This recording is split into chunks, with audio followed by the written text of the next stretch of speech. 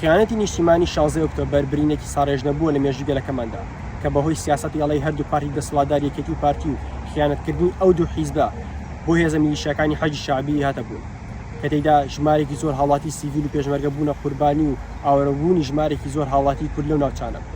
لە ساڵۆگەڕی ئەم خیانەدا ڕێکخراوی داگۆ هەڵەسێ بە ئەنجامدانی چالاکیەک لە 7 شاری جیاوازی بەریتانیا بۆ ئیدانەکردنی ئەم تاوانە گەورە قێزەونە.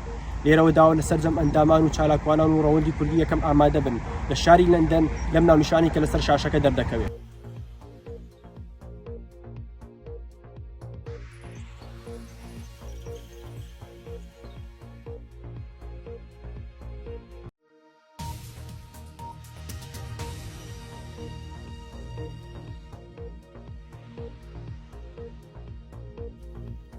یەکێتی و پارتی دوو ڕووی یەک دراوە.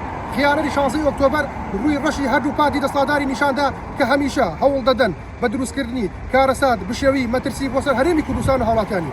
بۆ ئەمە بەستەش ڕێکخراوەکەمان لەسەر ڕۆژی ئەو خیانەتە هەڵدەستێت بە یادکردنەوەی ئەو تاوانە خێزەونە و ڕسواکردنی هەردوو پارتی دەسەڵاتدار. بۆیە داواکارین لە هەموو ئامادە بن لەو ناونیشانەی کە لەسەر شاشەکە دەردەکەوێت.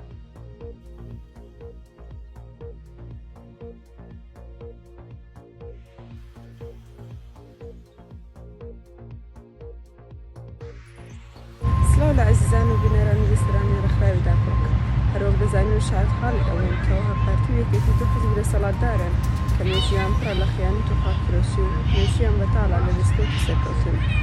هەر لە درێژە کاری چالاکیەکانمان وەکو ڕێکخراوی داکۆک هەڵدەستن بە ئەنجامدانی چالاکیەک لە ساڵیادی ئەو خیانەتە مێژویە و ئیدانەی سیاسەتی شکست خواردووی هەردوو پارتی دەسەڵاتدار دەکەن بە هەموو شێوەیەک کە دەستیان هەبووە لە دواکەوتن و وێرانی بۆ سەر هەرێمی کوردستان. بۆ مەبەستەش داوا لە هەموو ئەندامان و چالاکوانان دەکەین کە بەشداربوون لەم چالاکیە لە شاری ماجسەر لەو ناونیشانەی کە لەسەر شاشەکە دەیبینن.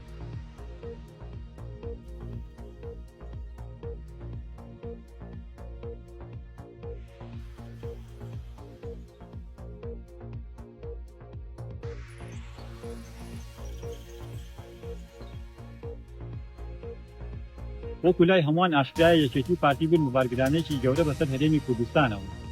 ئەمەش بەخۆی بەکارهێنانی دەسەڵاتەکانیان لە بەرژەوەندی خۆیان و بنەماڵەکانیاندا لەگەڵ ئەوشدا خیانەتە گەورە و نوێژمێراوەکانیان کە بەسەر هەرێمی کوردستانیاندا هێناوە بۆتە خۆی لە دەستدانی بەشێکی زۆری خاکی هەرێمی کوردستان و تەسلیمکردنی بە میلیشیاکانی خەڵکی شعبی.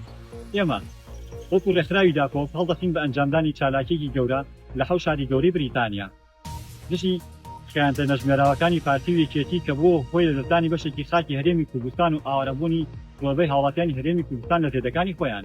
بۆیە داوا لە لایەنگران و ئەندامانی ڕێکخراویدا کۆک دەکەین ئامادە بن لەم ناونیشانی خوارەوە لە شاری کاردی.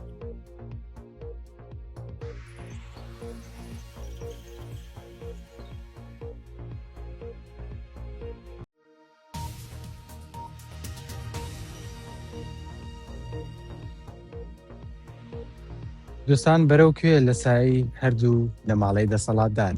خیانەتی 16 ئۆکتۆبەر ئەوێنی دووبارە ژێر دەستەیبوونی کوردستانە لەلایەن حکوومەتی عێراقەوە بەهۆی سیاسەتی چەوتی حزبە دەسەڵاتدارەکان. قەوارەی کوردستان هەموو دەستکەوتەکانی کە لە ماوەی ڕابردوو بەدەستی هێنابوو بە خوێنی میلەت بە ماوەیەکی کەم دەستبەرداری بوون بۆ میلیشیاکانی حەشدی شعبی وەکو کاری هەمیشەیی ڕێکخراوەکەمان کە پاڵپشتی لە مافەڕەواکانی گەلەکەمان بکەین. بۆ ئەم مەبەستەش هەڵدەستین بە یادکردنەوەی ئەم خیانەتە و پیشاندانی ڕووی ڕەشی ئەم حیزبە خۆفرۆشانەی هەرێمی کوردستان و هێزە میلیشیاکانی عێراق. بۆیە داواتان لێ دەکەین پاڵپشتمان بن لەم ناونیشانەی لەسەر شاشەکە دەردەکەین.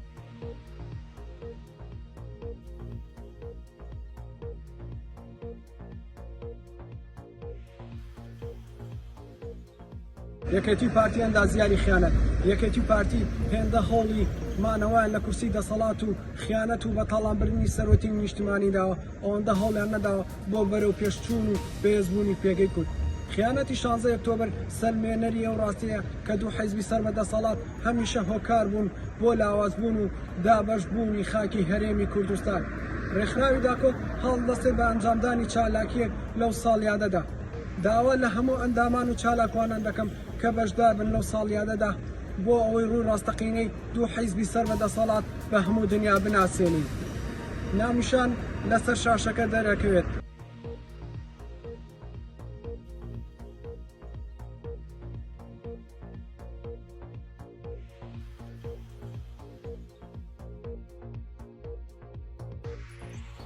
یەکێتی پارتی داهێنەری خیانەتی نیشتیمانی 16 ئۆکتۆبەر پەڕەیەکی ڕەشە لە نوێژی کوردستان کە بەهۆی ئەم دوو پارتە سیاسی خۆپڕۆشەوە کارە ساتێکی نیشتیمانی یەخەیگرتوین و بۆ چەندین ساڵ گەڕاینەتەوە بەرەو دواوە. ئەمەش لە نەزانی و نەفامی بەرپرسانی ئەم دوو حیزبە مشەخۆرەوە توشمان بووە. هەر بۆیە ئەم ساڵ لە ساڵیادی ئەو خیانەتە دەست دەخینە سەر برینی گەلەکەمان و هەوڵی تەواو دەدەین بۆ نیشاندانی پلانی ڕوخێنەری ئەم دەسەڵاتە خۆسەبێنە. وەکو ڕێکخراوی داکۆک بانگێشتان دەکەین بۆ بەشداریکردنی ئەم چالاکیی ڕێکخراوەکەمان لەم ناو نیشانەی لەسەر شاشەکە دەردەکەوێت.